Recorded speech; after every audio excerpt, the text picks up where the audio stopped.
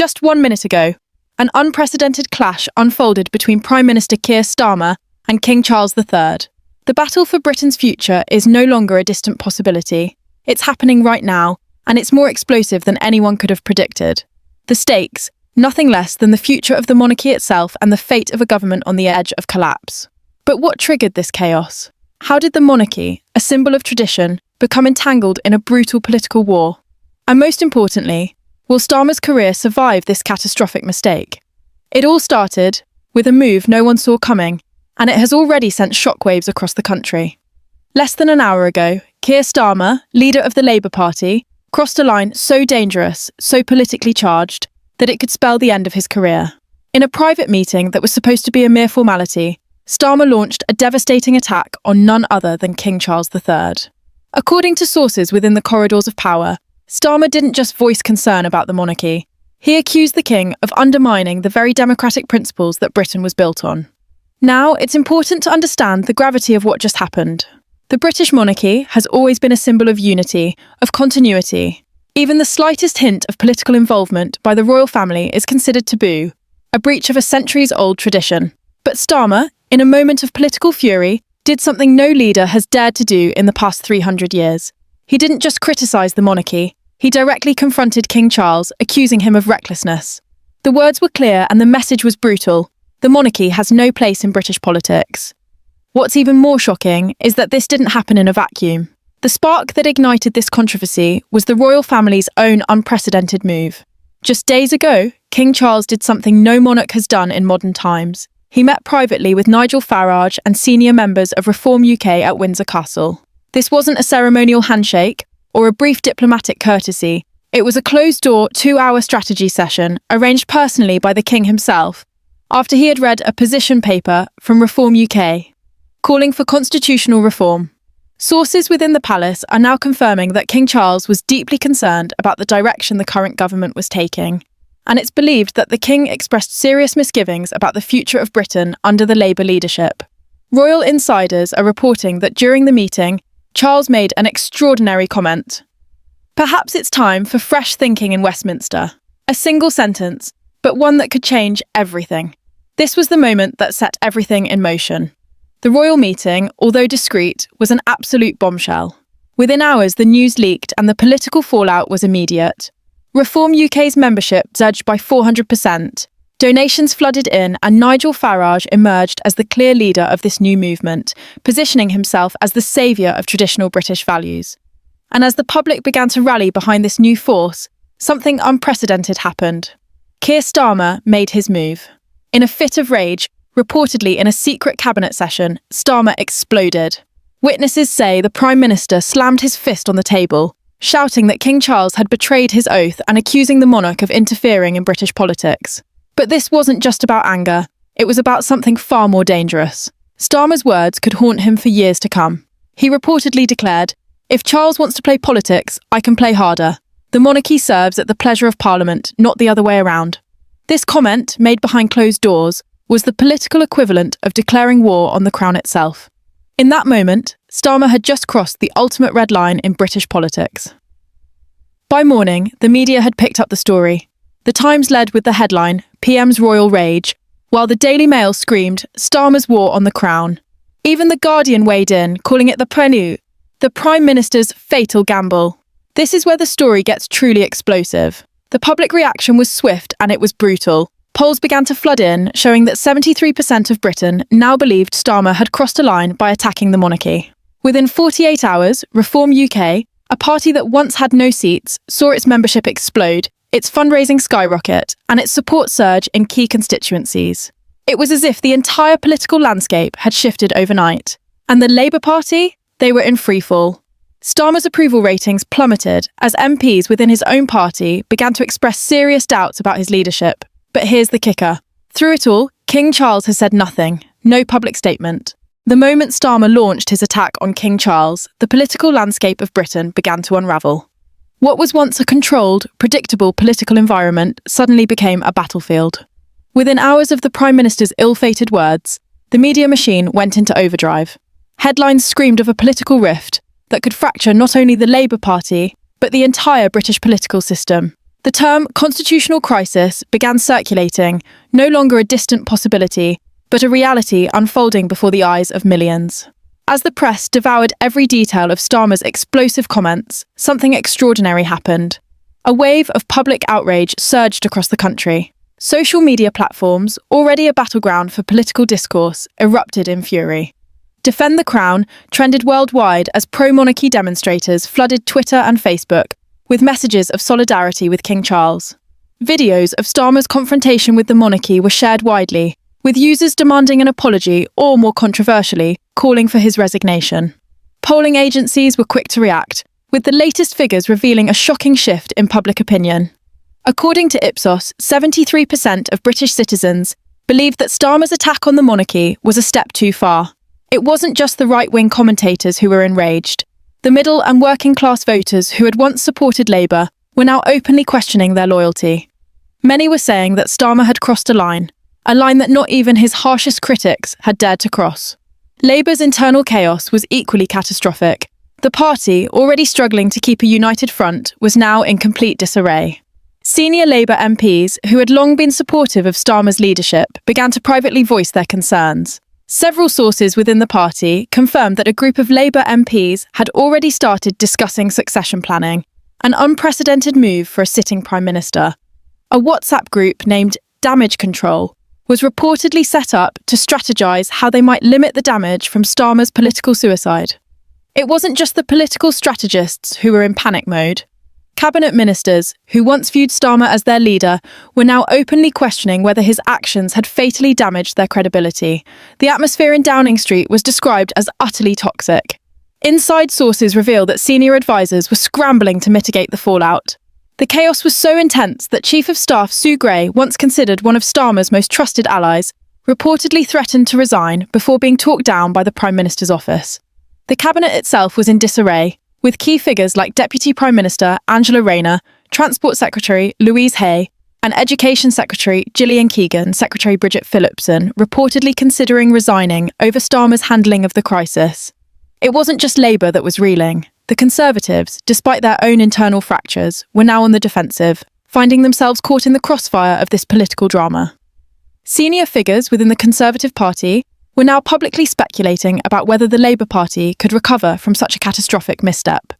"This is the moment when Labour truly lost the plot," one senior Tory strategist said in an off-the-record conversation. "The monarchy is sacred to British voters. To attack it is to attack everything this country stands for. Starmer has made a fatal error, and I'm not sure there's any coming back from this." But while Labour was unravelling, another political force was emerging from the ashes of the crisis: Reform UK. A party that was once viewed as nothing more than a protest movement had just received the endorsement of the monarchy, whether directly or indirectly. The meeting between King Charles and Nigel Farage at Windsor Castle, now a topic of intense speculation, had catapulted Farage and his Reform UK party into the political spotlight. In less than 48 hours, Reform UK's membership had skyrocketed by 400%. Thousands of new members signed up, eager to rally behind the party that now represented true British values in the face of what they saw as the betrayal of the monarchy by the Labour leader. Farage, always a master at turning political chaos into personal opportunity, emerged as the face of this new movement. Instead of gloating over Starmer's downfall, Farage framed himself as a unifier, positioning Reform UK as the party that would restore respect for the monarchy and traditional British institutions. Farage's message was clear. While others attacked the Crown, Reform UK would defend it. And the symbolism was powerful. Farage, standing outside Reform UK headquarters, flanked by Union Jack flags, spoke with authority and conviction. As the political storm around Starmer's attack on the monarchy continues to rage, one thing has remained conspicuously absent: an official response from King Charles III. In the face of unprecedented political turmoil, his silence has become an ever-present force, one that is sending shockwaves through Westminster and beyond. In British politics, silence from the monarchy speaks volumes, and this silence is deafening. To understand the weight of this silence, one must first understand the power and role of the British monarchy in politics. While the monarchy has no formal political power, it holds a kind of moral authority that is deeply embedded in the nation's psyche. The royal family has long represented stability, unity, and tradition, values that are held in near sacred regard by the British people. For a Prime Minister to directly challenge the monarchy is not simply a political misstep, it's an attack on the very fabric of British identity. And yet, in this moment of political chaos, King Charles has chosen not to respond. No press statement, no televised address, no public condemnation of Starmer's remarks. Instead, he has retreated to Balmoral, surrounded by a small group of constitutional advisors, and has let the events unfold without interference. To many, this absence of a response is as powerful as any royal statement could be. The fact that King Charles has not publicly rebuked Starmer is seen by some as a deliberate and calculated move. Constitutional experts suggest that the king may be intentionally remaining silent in order to allow the political process to play out without interference from the Crown. The monarchy's role is to remain above the fray, says Professor Sarah Matthews, a constitutional historian at Oxford University. King Charles knows that any direct intervention could backfire, potentially further politicising the monarchy and turning it into a partisan tool. His silence, in many ways, is the most politically astute move. However, this silence has also led to wild speculation. Political insiders in Westminster are now debating what it means. Could the king be preparing for an unprecedented action? Is he simply allowing the political class to destroy itself, watching from the sidelines as Starmer's career goes up in flames? Or is his silence a sign of something more profound? A quiet reflection on how to best protect the monarchy's interests while maintaining its neutral constitutional position? Some experts believe that Charles's silence is a form of subtle protest, a way of showing his disapproval without direct confrontation. The timing of Starmer's comments couldn't have been worse, as public trust in the Labour Party has already been eroding due to its handling of the economy, inflation, and protests across the country. By refusing to comment, the king allows Starmer to burn himself out politically without giving the Labour leader any ammunition to claim royal bias or interference. In essence, Charles is playing the long game.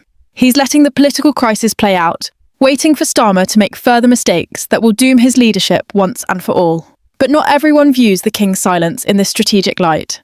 Some are beginning to question whether King Charles has been pushed too far. His advisors are reportedly keeping a close watch on developments, but even they are divided. Some insiders at Buckingham Palace believe that Charles's silence could be interpreted as a weakness. There's a limit to what any monarch can tolerate, one palace source said. Charles has been patient, but at some point he may have to draw a line in the sand. If the Prime Minister continues to undermine the monarchy, there could be a breaking point. The implication here is stark. If Starmer continues on this path of openly challenging royal authority, there could be a constitutional showdown in the making. And then there is the public. In the absence of any official response from the king, the people of Britain are left to interpret his silence in their own ways. Proponents of the monarchy see the silence as a powerful symbol of royal restraint and dignity. For them, King Charles's refusal to get drawn into a public spat with Starmer only solidifies his role as a stabilising figure. The king's silence is the ultimate expression of royal dignity, one pro-monarchy commentator wrote. He is letting Starmer destroy himself while maintaining the dignity of the crown. But for others, the silence is troubling. It has led some to question the monarchy's relevance in modern British society. If the monarchy is truly the heart of our nation, shouldn't the king defend it when it's attacked? Said one Labour supporter, echoing a sentiment that is growing in certain circles. Starmer may have gone too far, but the monarchy must not remain silent. They have a responsibility to protect the values that make Britain great. As the tension between Keir Starmer and King Charles III continues to intensify, the fallout from the Prime Minister's reckless comments has escalated into a full-blown crisis for the Labour Party. What began as a political gamble has quickly spiralled out of control, sending shockwaves through Labour's ranks and leaving the party teetering on the brink of self-destruction. The first signs of Labour's unravelling came swiftly after Starmer's outburst against the monarchy. Within hours, stories began to leak out of Westminster about the chaos unfolding within Labour's inner circle. Senior figures in the party, once staunch supporters of Starmer, began to voice their deep concerns about the Prime Minister's judgment. At the heart of this growing rebellion is the deep concern among Labour's MPs that Starmer's actions have not only alienated traditional Labour voters, but also severely damaged the party's standing in key battleground constituencies. In private, many are asking the same question. Can Starmer survive this crisis? And if not, who will replace him? The public backlash against Starmer's comments has been nothing short of catastrophic. Across the UK, the response has been overwhelmingly negative. Polling data shows that a staggering 73% of the British public believe that Starmer's attack on the monarchy was a step too far. Labour's approval ratings have plummeted to a dangerously low 28% as voters, particularly in working-class constituencies, turn their backs on the party. These are the same voters who once formed Labour's heartland, but now they feel betrayed by a leader who has openly taken on the monarchy, a symbol of national unity and stability. In Labour's key constituencies, where the party has long enjoyed dominance, this disillusionment is palpable. Across the north of England, in places like Hartlepool and Stoke-on-Trent, former Labour strongholds are now seeing a surge in support for Reform UK, a party that until recently was considered little more than a protest movement. Labour MPs who represent these constituencies are privately panicking, knowing that the political ground is shifting beneath them at a rapid pace. Internal polling reveals that Reform UK is gaining ground fast, with some estimates showing them ahead of Labour in several key districts. For many of Labour's more seasoned MPs, the situation is eerily reminiscent of previous moments of crisis in the party's history. Veteran MP Diane Abbott, who has served in various roles within the Labour Party for decades, was reportedly heard telling colleagues that she had never seen a leader self-destruct like this. For Abbott and others, the issue is no longer just about the monarchy. It's about the future of the party itself. The Labour Party's internal divisions are now spilling into the public domain. During a tense shadow cabinet meeting, Starmer's fury was on full display as he reportedly slammed his fist on the table and raged against the monarchy. Those in the room described a leader who had completely lost control of the situation. Deputy Prime Minister Angela Rayner attempted to calm Starmer down, but it was clear that the damage was already done. Chancellor Rachel Reeves, who has long been one of Starmer's closest allies, described the Prime Minister as absolutely furious, pacing around the room like a caged animal. But it wasn't just Starmer's anger that caused alarm, it was his next words. According to multiple sources in the room, Starmer declared, "If Charles wants to play politics, he'll discover I can play harder."